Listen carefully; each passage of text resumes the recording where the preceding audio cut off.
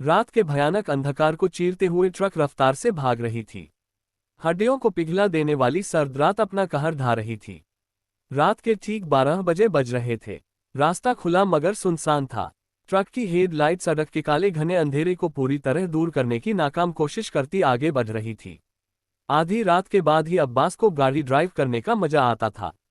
ज्यादातर इस वक्त सड़क बिल्कुल सुनसान मिलती, जिसके कारण उसे अपनी मर्जी के मुताबिक गाड़ी भगाने का मौका मिल जाता। ऐसे वीरान रास्तों पर उसे रोज का आना जाना लगा रहता था। आधी रात के बाद लूटपाट की वारदातें आम बात थी। हालांकि अब्बास किसी से डरता नहीं था। रोज की तरह आज भी उसी रफ्तार से वह आगे बढ़ रहा था। रास्ता काफी डरावना होने के बावजूद वह बेफिक्र होकर तेजी से ड्राइव कर रहा था। ठीक उसकी बगल में अब्बास का बेटा ठंड से बचने कंबल ओढ़कर सोया था।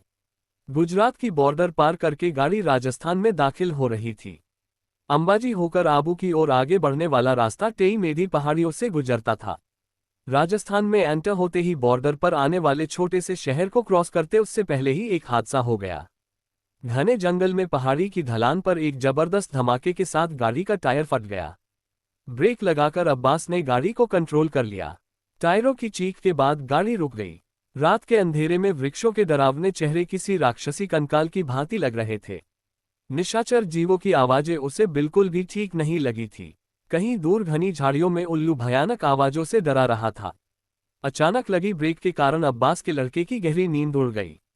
कायर री यो अब्बाजान, उस्मान ने मारवाड़ी लहजे में चिंता जताई। उसकी आवाज में कंपकंपी थी।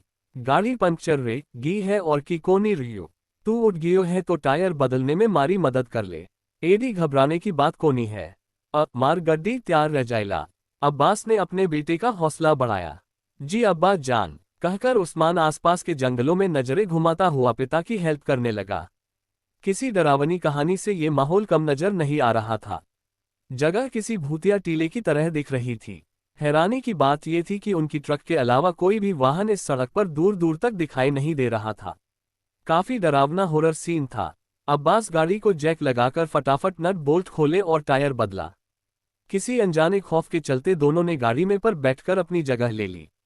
अब्बास को डर इसी बात का था कि इस वीरान जगह पर कोई जंगली जानवर हमला न कर दे, मगर अल्लाह के करम से ऐसा कुछ नहीं हुआ। गाड़ी स्टार्ट करके दोनों आगे बढ़े। सर्द हवाएं अभी दे पेड़ पौधों में सरसराहट भर गई थी। ढलान उतरकर गाड़ी जब सीधे रास्ते पर आई तो सामने का नजारा देखकर कपास की आंखें खुली की खुली रह गई। वह कोई छोटे से कस्बे का स्टॉप था और बस स्टॉप पर लंबा घूंघट ताने कोई स्त्री खड़ी थी। हॉरर मूवी के सीन का नजारा देखकर अब्बास बुरी तरह सहम गया। अब्बा जान, कोई लुगाई खड़ी लागे है। हाँ पुत्र, वे ई कोई दुखियारी। अब्बास ने गाड़ी को ब्रेक लगाए। घूंघट ओढ़ के वह स्त्री अपनी चूड़ियों की खनक बिखरती हुई रोड के बीचों बीच आकर रुक गई। अब्बास को गाड़ी रोकनी पड़ी। उस अजनबी स्त्री का चेहरा देखने की अब्बास की कोशिश बिल्कुल नाकाम रही। मुझे अगले स्टेशन तक ले जाए प्लीज, अंधेरा बहुत हो गया है और दूसरी कोई गाड़ी भी नहीं है, गिड़गिड़ाते हुए उसने कहा था। अब्बास को उस पर रहम आ गया।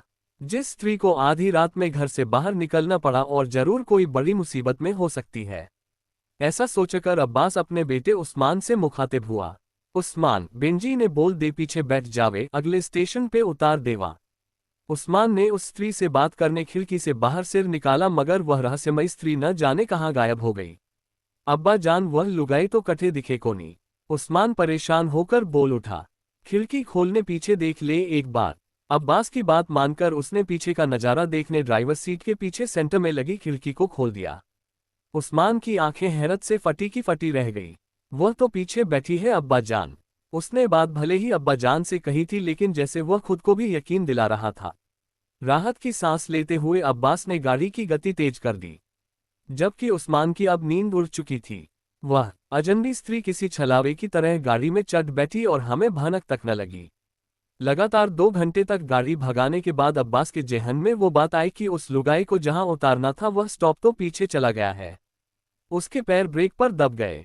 अरे उस्मान, उस लुगाई ने उतारनी थी, वे बात मारे दिमाग से ही निकल गई है। देख देख देख, वह पीछे सो तो नहीं गई। उस्मान ने फिर से खिड़की खोलकर पीछे देखा। उसकी आंखों को दूसरी बार झटका लगा। वह हड़बड़ाकर बोल उठा, अब्बा जान, वह लुगाई तो गाड़ी में नहीं है। अब्बास ने उस्मान को ऐसे देखा जैसे उसने कोई बचकानी बात करती हो। क्या बात करता है, ठीक से देखता, कोने में बैठी होगी छुपकर। ठीक से देखा मैंने, वो गड्डी में नहीं है। फिर तो लागे है, जब गड्डी धीमी पड़ी विकला तब वो उतरगी लागे। उस अनजान औरत का डरावना चेहरा अभी भी अब्बास की आंखों से दूर नहीं हो रहा था। उसका तर्क जैसे उसके ही गले में अटक गया। अब्बास इस घटना को भूलकर जल्द से जल्द अब घर पहुंच जाना चाहता था। फिर वह 1 मिनट के लिए भी कहीं रुका नहीं, लगातार तेज रफ्तार भागता रहा। उस्मान को सर्द हवाओं के कारण नींद लग गई थी। हॉलीवुड की किसी भूतिया स्टोरी में नजर आने मंजर उसकी आंखों के सामने नमूदार हो रहे थे। अब्बास ने सुबह 9 बजते ही गाड़ी मारवाड़ में अपने घर टेक दी। हाथ मुंह धोकर नाश्ता किया। बेगम सब्जी लेने का बहाना करके बाहर निकल गई। उस्मान अपने दोस्त से मिलने चला गया। नाश्ता करने के बाद अब्बास को बड़ी जोरों की प्यास लगी। फ्रिज से बोतल निकालने के इरादे से वही उठने लगा कि अपने सामने आकर रुक गए 2 पाजेब वाले नंगे पैरों को देखकर बुरी तरह चौंका। सकपकाए अब्बास ने नजरें उठाकर ऊपर देखा। उसके बदन में खौफ की सिहरन दौड़ गई। सुर्ख रंग के घूंघट में एक बदसूरत चेहरा मुस्कुरा रहा था। डर के मारे अब्बास की जैसे जान निकल गई। तू अट्ठे काई करे है? तू तो रास्ते में उतर गई थी ने। मैं क्यों उतर जाती भला, तुमने ही तो मन ने अपने साथ बुलाया है। अब तो मैं थारे घर में घुस गई हूँ, थारी लुगाई बनकर। अब मैं थाने छोड़ के जाने वाली नहीं हूँ। किसी को बोला तो जान ले लूंगी थारी। अब्बास जहाँ खड़ा था वही बुद्ध बन गया। उसको यकीन नहीं हो रहा था कि एक भूतनी उसके घर में मौजूद थी। मगर मेरे घर में लुगाई है। डरते डरते वह इतना ही कह पाया। दूसरी बार बोला तो थारी हलक से जबान खींच लूंगी। घूंघटे वाली औरत ने अब्बास का गला पकड़ते हुए कहा, तन्ने छोड़कर मैं कहीं नहीं जाने वाली। पर छोरी थन्ने में रख खुला कहा, मैं बताती हूँ थन्ने, थारा पैर री जांध में चीरा कर ले फटाफट। मेरे सिर के बाल काटकर थारी जांध में सी ले। मैं वहीं रहूंगी। ना चाहते हुए भी अब्बास को उसका हुक्म मानना पड़ा। उसकी जिंदगी प्रेत बाधित हो चुकी थी।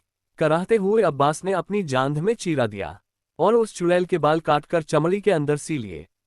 उसके बाद वो बदसूरत चेहरे वाली चुड़ैल अब्बास के साथ उम्र भर उसकी घरवाली बनकर रह गई। अब्बास की असली पत्नी को डराकर चुड़ैल ने कभी उसे अब्बास के करीब नहीं आने दिया। अब्बास दिन ब दिन दुबला होता गया और एक दिन अचानक ही सब ने उसे अपने कमरे में मरा हुआ पाया।